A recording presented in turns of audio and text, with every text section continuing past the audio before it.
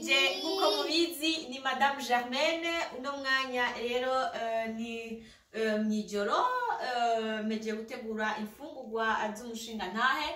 Nkuko mubizi ni muri cya kiganiro twiyubake maze duhanurane.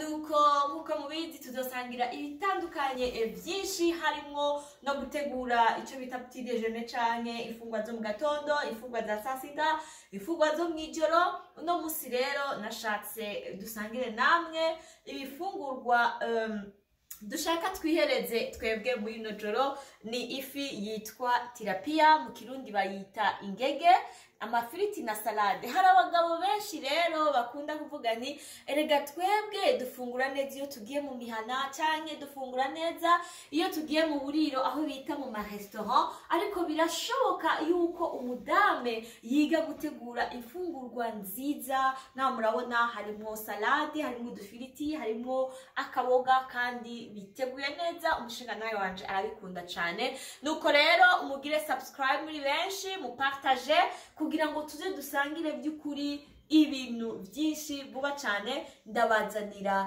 hosete zo gutegura mu gikoni, gutegura ifungurwa, gutegura agacayi, gutegura icyumba.